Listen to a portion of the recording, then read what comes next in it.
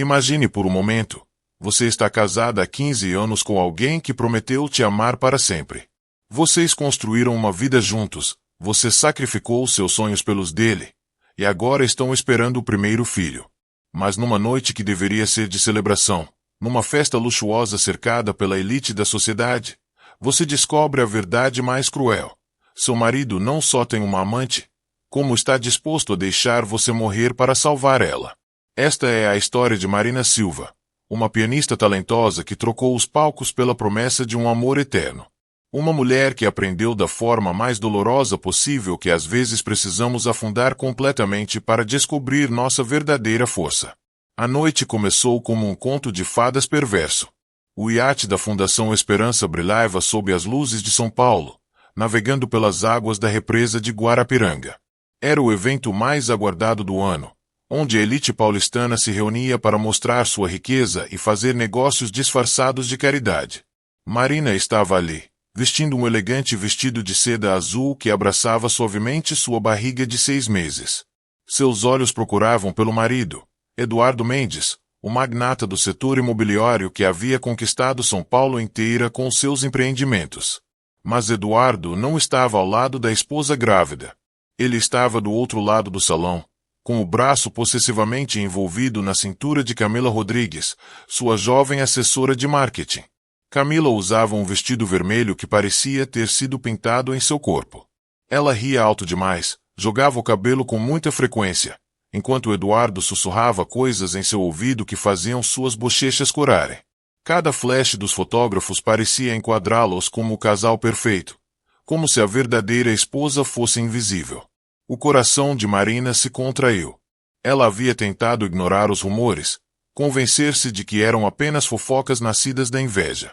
Mas naquela noite, a verdade estava escancarada diante de centenas de convidados. Sua garganta apertou, mas ela forçou o queixo para cima. Não daria a eles a satisfação de vê-la quebrar. O iate deslizava pela água escura, as luzes da cidade se tornando estrelas distantes. A música crescia. Violinos e trompetes de jazz se misturando com o ritmo das ondas. Garçons circulavam com bandejas prateadas. Brindes eram erguidos em honra de Eduardo. Camila bateu sua taça contra a dele com um sorriso presunçoso, como se já tivesse vencido a coroa.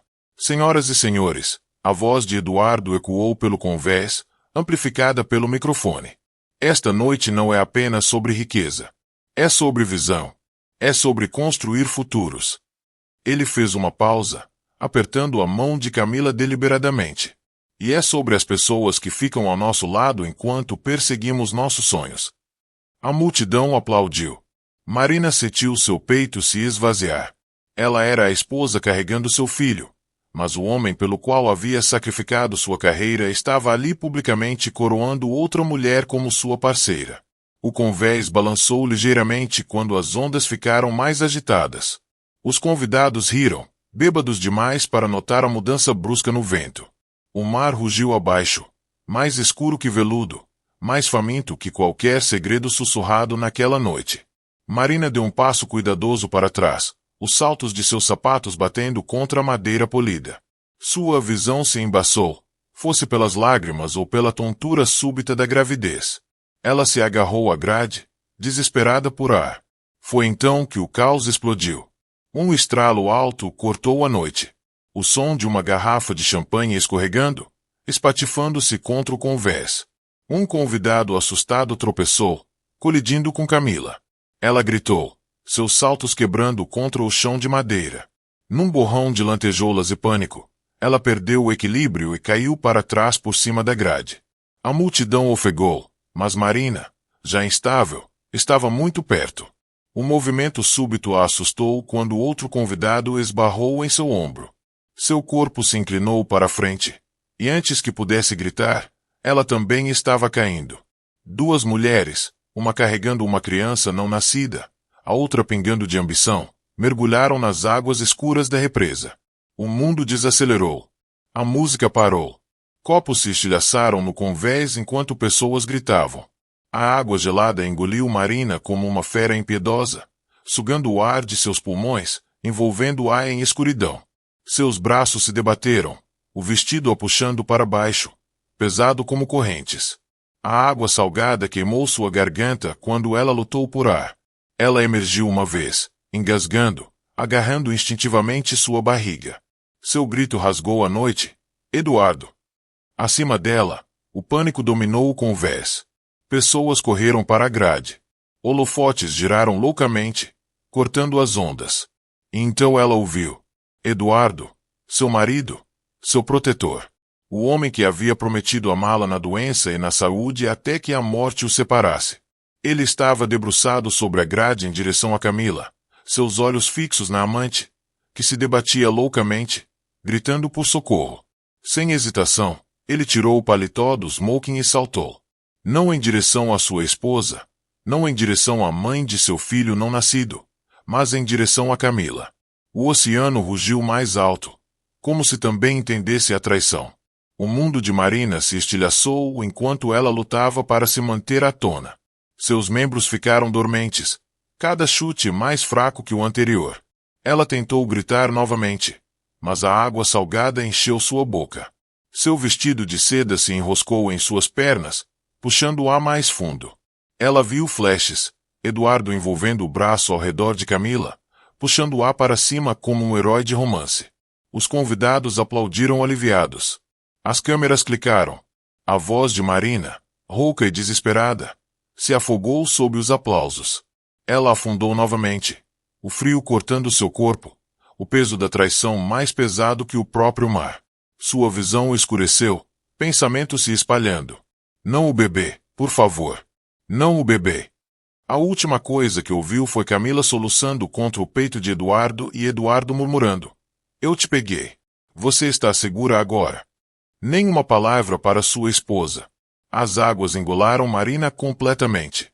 E naquele convés reluzente acima, sob lustres e bolhas de champanhe, a mulher que carregava seu legado foi esquecida. Mas o destino não havia terminado com Eduardo Mendes. Sua escolha não desapareceria na noite. Ela retornaria afiada, impiedosa, inesquecível, porque o que ele deixou para afogar um dia se ergueria. Horas depois, Marina Silva despertou numa cama de hospital branca e estéril, sua pele pálida, lábios tremendo, corpo envolto em cobertores que não conseguiam aquecê-la. Máquinas bipavam suavemente, seu ritmo uma lembrança cruel de que outro batimento cardíaco, o pequenino que ela carregava dentro de si, havia-se ido. Os médicos haviam entregado o veredicto em tons cortados e cuidadosos. O choque, o trauma, a água fria havia custado a ela a criança. Ela ouviu suas palavras, mas a sentiu mais como faca se retorcendo em seu peito. Um soluço subiu, mas ela o engoliu. O mundo já havia roubado demais. Ela não deixaria que o visse quebrar.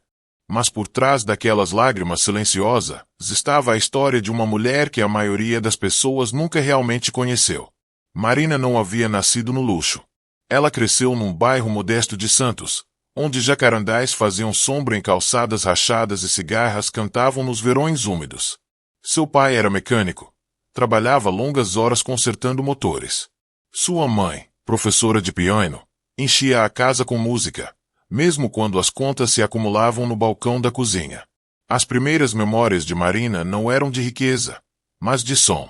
Pequenos dedos tropeçando nas teclas de marfim, a voz paciente de sua mãe guiando-a através de cada nota. Aos 16 anos, o talento de Marina era inegável. Ela tocava Chopin como se tivesse vivido suas tristezas, Brahms como se tivesse compartilhado seu fogo. Bolsas de estudo a levaram ao Conservatório de São Paulo, onde ela treinou entre prodígios. Mas enquanto outros sonhavam com o teatro municipal e turnês internacionais, Marina sonhava com algo mais simples, uma família. Ela acreditava que a música podia viver no riso das crianças, na presença constante de um marido, numa casa cheia de calor. Essa crença a havia tornado vulnerável. Ela conheceu Eduardo Mendes durante seu segundo ano de faculdade. Ele era mais velho, confiante, com um sorriso que prometia o mundo. Ele falava de arranha-céus que construiria, fortunas que conquistaria. Mas quando olhava para ela, falava mais suavemente. Você me acalma, Marina. Ele havia sussurrado uma vez, passando o polegar pela sua bochecha. Você faz todo o barulho desaparecer. Para uma garota que havia crescido contando centavos, sua ambição era deslumbrante. Para um homem escalando a alta sociedade, sua inocência era refrescante. Em um ano, ela trocou audições por um pequeno estúdio de piano, ensinando crianças do bairro em vez de perseguir palcos. Em 2, ela era a senhora Eduardo Mendes. Suas amigas haviam levantado as sobrancelhas. Por que diminuir sua própria luz por um homem tão consumido pela sua? Marina apenas sorria. O amor não é sobre holofotes. É sobre construir algo juntos. Por anos, ela acreditou nisso. Acreditou enquanto organizava seus jantares de negócios na casa de Moema, usando os vestidos que ele escolhia para ela.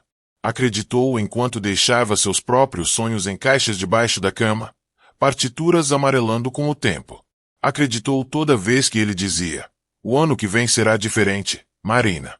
O ano que vem vamos desacelerar." Mas o ano que vem nunca chegava. Em vez disso vieram as noites tardias, reuniões de clientes que se estendiam até o amanhecer, o cheiro de perfume que não era o dela em seus ternos. Ela disse a si mesma que era estresse, que homens em seu mundo viviam assim. Ela esperou, paciente, fiel, carregando o peso de sua ausência em silêncio.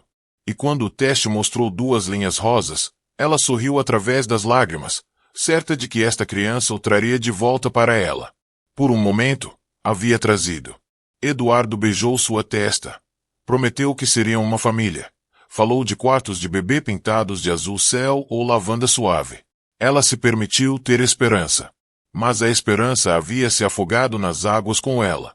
Agora, no quarto do hospital, Marina encarou as placas do teto enquanto as memórias afloravam. A música de sua mãe, o primeiro beijo de Eduardo, a forma como ele uma vez arrumou seu cabelo atrás da orelha, como se ela fosse a única mulher viva. Como aquelas mãos haviam escolhido puxar outra do mar enquanto a deixavam afundar. Uma batida suave quebrou o silêncio. Uma enfermeira entrou, seus olhos gentis mas pesados de pena. "Senhora Mendes", ela disse suavemente. "Seu marido está lá fora. Quer que eu o deixe entrar?" O estômago de Marina se contraiu. Marido. A palavra tinha gosto de cinzas. Momentos depois, Eduardo entrou. Seu terno estava passado, seu cabelo impecavelmente penteado, como se tivesse acabado de sair de outro evento. Nenhum vestígio de água do mar permanecia, apenas seu perfume, afiado sufocante, pairava no ar estéril. Ele não correu para o lado dela. Não pegou sua mão. Simplesmente ficou no pé da cama, olhos passando pelo monitor, depois de volta para seu rosto. "Você está viva", ele disse sem emoção, quase como se fosse um inconveniente. Então, com um suspiro: "Marina, você tem que entender." Todo mundo estava olhando. Camila entrou em pânico. "E se eu não tivesse?" Marina virou o rosto, sua mandíbula tremendo. Ele estava explicando, justificando, já moldando a narrativa que o absolvia. Mas nada podia reescrever o que ela havia visto. Seu corpo mergulhando em direção a Camila, seus braços protegendo-a enquanto sua esposa lutava sozinha contra o oceano. Lágrimas deslizaram silenciosamente por suas bochechas, encharcando o travesseiro. Ela não implorou, não discutiu. Algo dentro de sua cabeça rachou profundamente demais para palavras. Eduardo exalou, irritado com seu silêncio. "Não torne isso mais difícil do que é. Você é forte. Vai superar isso. E pelo amor de Deus, não conte a ninguém sobre perder o bebê. Vai arruinar tudo o que construímos." As palavras atingiram mais forte que as ondas jamais poderiam. Ela havia perdido seu filho. Ele havia perdido sua alma. Quando a porta se fechou atrás dele, Marina pressionou a mão contra seu estômago, o vazio que permanecia. Seu corpo tremeu, mas não de fraqueza. Com os primeiros tremores de algo feroz despertando dentro dela. A mulher que uma vez desistiu de seu holofote por amor havia morrido. A mulher que se afogou havia morrido. O que se ergueria em seu lugar não seria silenciosa. E em algum lugar além daquelas paredes do hospital, o destino já estava se movendo. Um homem de seu passado, Gabriel Santos, estava prestes a reentrar em sua vida, carregando o poder que Eduardo nunca imaginou que ela pudesse exercer. Os dias seguintes passaram numa névoa de dor e revelações. Marina descobriu, através dos advogados que Eduardo havia mandado, que ele já estava movendo bens para o nome de Camila. Contas offshore, empresas fantasma, propriedades, tudo sendo transferido enquanto ela estava no hospital lutando pela vida. Mas desta vez, Marina não era a mulher ingênua que tinha sido. A perda de seu filho havia queimado toda a inocência que restava. Ela começou a fazer perguntas, a investigar, a descobrir a verdade sobre o império de seu marido. Foi quando Gabriel Santos apareceu. Gabriel havia sido seu colega no conservatório, um jovem brilhante que estudava administração enquanto ela se dedicava ao piano. Eles haviam se perdido de vista quando ela se casou, mas agora ele era CEO de uma das maiores empresas de auditoria do país. Quando ele soube do acidente, quando viu as manchetes escandalizando o Brasil inteiro, magnata salva amante e deixa a esposa grávida se afogar, Gabriel não conseguiu ficar parado. Ele apareceu na porta do hospital numa tarde chuvosa de março, carregando uma pasta de documentos que mudaria tudo. Marina, ele disse suavemente, seus olhos ainda carregando a mesma gentileza que ela lembrava. Vim trazer algo que você precisa ver. Os documentos que Gabriel trouxe revelavam mais que infidelidade. Revelavam crimes. Eduardo havia estado desviando dinheiro da própria fundação, usando recursos destinados a obras sociais para financiar seu estilo de vida extravagante e os presentes caros que dava a Camila. Ele achou o que você nunca descobriria, Gabriel explicou, sua voz calma mas determinada. Ele te subestimou, Marina. Mas eu conheço você desde os 18 anos. Sei do que você é capaz. Pela primeira vez em semanas, Marina sentiu algo além de dor. Sentiu o propósito. O que eu faço? Ela sussurrou. Gabriel se inclinou para a frente, seus olhos brilhando com determinação. Você se levanta. Para de se esconder. Mostra ao mundo quem Marina Silva realmente é. E quando estiver pronta, nós o derrubamos juntos. A transformação começou devagar. Primeiro, Marina trocou os vestidos conservadores que Eduardo sempre escolhia por roupas que refletiam sua personalidade. Cores mais vibrantes, cortes mais modernos. Ela deixou o cabelo crescer em ondas naturais em vez do coque rígido que ele preferia. Quando as primeiras fotos dela saindo do hospital circularam, as manchetes mudaram. Marina Silva surge renovada após tragédia. A viúva que ressurgiu das cinzas. Mas a verdadeira mudança estava acontecendo por dentro. Durante anos, ela havia se silenciado, permitido que Eduardo controlasse sua voz. Agora, pela primeira vez, ela estava pronta para falar. A oportunidade chegou no baile de gala da primavera, o evento mais prestigioso de São Paulo. Eduardo estaria lá, é claro, com Camila em seus braços. Mas desta vez, Marina também estaria presente. E desta vez, ela não seria a esposa invisível no canto da sala. Quando Marina desceu as escadas do Teatro Municipal naquela noite, vestindo um elegante vestido preto que abraçava sua figura como uma segunda pele, o salão inteiro parou. Flashes de câmeras explodiram. Murmúrios se espalharam como fogo. A mulher que eles lembravam como frágil e submissa havia sido substituída por alguém radiante, confiante, imbatível. Eduardo, que estava rindo com Camila no bar, sentiu o sangue gelar quando a viu. Pela primeira vez em meses, ele parecia abalado. Gabriel apareceu ao lado de Marina, oferecendo o braço. Juntos, eles caminharam pelo salão como dois generais entrando em campo de batalha. A noite progrediu com a tensão crescendo a cada minuto. Todos sabiam que algo estava prestes a acontecer. A questão era quando. Chegou quando Eduardo foi chamado ao palco para fazer um discurso sobre sua fundação. Ele subiu confiante, ajustou o microfone e começou. Senhoras e senhores, esta noite é sobre generosidade, sobre construir futuros. Engraçado, a voz de Marina cortou o ar, clara e firme. Você fala sobre construir futuros quando destruiu o meu. O salão silenciou.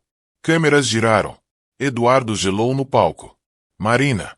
Ele rosnou através dos dentes cerrados. Sente-se. Mas ela não se sentou. Em vez disso, subiu ao palco, Gabriel ao seu lado. A multidão se abriu como um mar vermelho, olhos arregalados, famintos por sangue.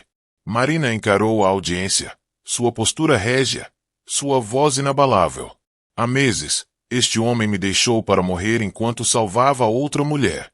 Ele me fez perder meu filho. Ele me humilhou diante do mundo. Ofegos ecoaram. Jornalistas rabiscaram furiosamente. Gabriel se adiantou, sua voz calma mas letal. Enquanto ela lutava pela vida, ele estava transferindo milhões para contas offshore, desviando dinheiro da própria fundação, escondendo bens. O império de Eduardo Mendes não foi construído com visão. Foi construído com crime. O salão explodiu. Vozes se chocaram. Câmeras dispararam. Convidados se aglomeraram para capturar cada palavra. O rosto de Eduardo perdeu toda a cor. Isso é mentira! Ele rugiu, batendo o punho no púlpito. Ela está amargurada. Ela está. Não, Marina cortou, sua voz afiada como lâmina. Não se atreva a me chamar de amargurada por falar a verdade. Você me deixou no oceano, Eduardo. Você deixou nosso filho. Pode negar seus crimes, mas não pode apagar o que o mundo viu. Camila tentou se adiantar, sua voz tremendo. Isso é ridículo. Ela só está. Marina se virou, seu olhar cravando nela como uma adaga. Você acha que andar no braço dele te faz poderosa. Você não passa de um peão. Ele vai te descartar no momento em que você parar de ser útil, exatamente como tentou me descartar. As palavras atingiram mais forte que qualquer tapa. O rosto de Camila desabou, sua máscara de superioridade rachando sob o peso da verdade. Eduardo avançou em direção a Marina, a raiva fervendo, mas Gabriel se moveu. Instantaneamente, interceptando-o com uma mão firme em seu peito. Os dois homens se encararam, o silêncio espesso de desafio não falado. Eduardo hesitou, não porque temesse a força de Gabriel, mas porque pela primeira vez viu que o salão não estava com ele. A multidão estava com ela. Marina não se vangloriou. Não precisava. Ela simplesmente olhou para Eduardo uma última vez, seus olhos calmos, sua voz suave mas devastadora. Você pensou que me enterrou, mas tudo o que fez foi me libertar. Ela desceu do palco, as mãos firmes de Gabriel em suas costas. O salão explodiu em caos atrás deles, repórteres cercando Eduardo, Camila soluçando, investidores saindo em debandada. Mas Marina caminhou para frente inabalável, a cabeça erguida. Sua vingança não foi um grito. Não foi uma luta. Foi a verdade revelada no único lugar que Eduardo mais valorizava, a percepção pública.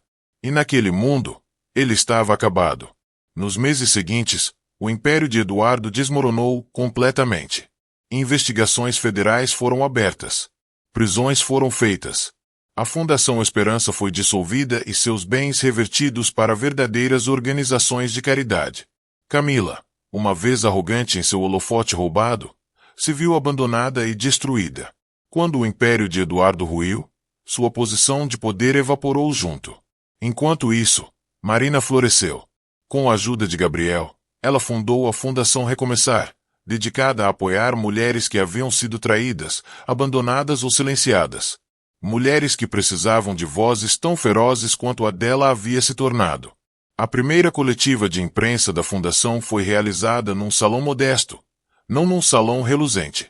Marina estava no púlpito, seu vestido preto substituído por um terno azul marinho simples, suas mãos firmes na madeira. Esta não é apenas minha história, ela disse. Pertence a cada mulher que foi deixada para trás, dispensada, esquecida. Eu perdi um filho. Perdi um casamento. Mas não perdi a mim mesma. E hoje digo a cada mulher assistindo, vocês não precisam se afogar. Vocês podem se erguer. O aplauso trovejou. Naquela noite, sentada sozinha em seu apartamento com vista para a cidade, Marina finalmente se permitiu respirar. Por tanto tempo, havia sido definida pela dor e traição. Agora sentia algo desconhecido, mas bem-vindo, paz. Ainda havia uma última conversa que precisava ter semanas depois. Recebeu uma ligação de seu advogado. Eduardo havia concordado com o encontro. Queria vê-la. Contra seu melhor julgamento, ela concordou. Não para reconciliação, não havia nenhuma, mas para encerramento. O encontro aconteceu num escritório de advocacia estéril, o horizonte da cidade se elevando atrás de janelas altas. Eduardo estava sentado do outro lado da mesa, Sua presença outrora imponente diminuída. Seu cabelo estava desgrenhado, seu terno amarrotado, seus olhos injetados de sangue. Pela primeira vez em anos, ele parecia pequeno. Marina, ele começou, sua voz rachando. Eu cometi um erro. Ela quase riu. Um erro? Não. Afogar sua esposa, apagar-a, roubar dela, isso não foi um erro. Foi uma escolha. Você não cometeu um erro, Eduardo. Fez centenas, e os escolheu um após o outro. Ele estremeceu, mas insistiu. Perdi tudo. A empresa, o dinheiro, a Camila, tudo se foi. Mas você, seus olhos piscaram, desesperados. Você ainda poderia voltar. Poderíamos recomeçar. Marina se inclinou para a frente. Seu olhar perfurante. Recomeçar. Você me deixou no oceano. Me fez perder nosso filho. Então desfilou outra mulher através da minha dor. Acha que o perdão apaga isso? Eduardo engoliu em seco. Me arrependo todo dia. Bom, ela respondeu simplesmente. Viva com esse arrependimento, porque eu não me arrependo de ter te deixado. Ela se levantou, deslizando os papéis do divórcio pela mesa. Esta é a última vez que conversamos. Adeus, Eduardo. Ao sair, ela se sentiu mais leve do que havia se sentido em anos. Atrás dela, Eduardo se curvou, afogando-se agora não na água, mas nas consequências de suas próprias escolhas. Do lado de fora do prédio, Gabriel estava esperando. Ele não perguntou o que havia sido dito. Não precisava. Simplesmente ofereceu o braço, e ela o aceitou. As semanas se transformaram em meses. A Fundação Recomeçar floresceu, ajudando incontáveis mulheres a encontrarem suas vozes novamente. Marina encheu seu apartamento com música mais uma vez, seu piano ecoando com força em vez de tristeza. Ela ainda lamentava por seu filho, mas não carregava mais a dor sozinha. Uma noite, Gabriel a convidou para um terraço com vista para a cidade. O horizonte brilhava, o ar fresco da primavera. Ele lhe entregou uma taça de vinho, seus olhos firmes, seu sorriso suave. Você construiu algo incrível. Não apenas a fundação, mas você mesma. Ela olhou para ele, seu coração estiade pela primeira vez em muito tempo. Não poderia ter feito isso sem você. Ele balançou a cabeça. Você sempre teve isso dentro de você, Marina. Só lembrei você disso. O silêncio se estendeu entre eles, quente e não dito. Então, suavemente, ela sussurrou. Talvez seja hora de parar de sobreviver e começar a viver. Gabriel estendeu a mão para a dela. Então vamos viver. Pela primeira vez em anos, ela se permitiu sorrir. Não para câmeras, não para a sobrevivência, mas para si mesma. As luzes da cidade brilhavam abaixo, mas não pareciam mais prisões de riqueza e escândalo. Pareciam estrelas, guiando-a em direção a um futuro que ela havia conquistado com sua própria força. Eduardo Mendes desapareceu nas manchetes de desgraça. Camila Rodrigues se desvaneceu na obscuridade. Mas Marina Silva se ergueu mais alto do que qualquer um jamais havia imaginado. A mulher que foi deixada para se afogar não havia apenas sobrevivido. Ela havia renascido. Ela havia recuperado. Ela havia se erguido. E sua história se fechou não com perda, mas com triunfo. Porque às vezes a maior vingança não é a destruição, mas a cura. E Marina Silva havia feito ambas. Então é assim que a história chega ao fim, meus caros amigos. E se você ainda está aqui comigo agora, significa que algo na jornada de Marina tocou seu coração de uma forma que as palavras mal conseguem explicar. Talvez tenha sido a dor da traição. Talvez tenha sido a força que ela encontrou no meio do desespero. O filósofo estoico Marco Aurélio uma vez disse: você tem poder sobre sua mente, não sobre eventos externos. Perceba isso e encontrará força. É exatamente disso que esta história nos lembra. A cura não vem daqueles que nos machucaram. Ela vem da coragem que escolhemos construir dentro de nós mesmos. Não importa quão fundo você tenha caído, você pode se erguer novamente. E se esta história te deu mesmo que uma pequena centelha de esperança ou reflexão, por favor, deixe um like, compartilhe este vídeo com alguém que possa precisar, e não esqueça de se inscrever para continuarmos caminhando através dessas histórias poderosas juntos.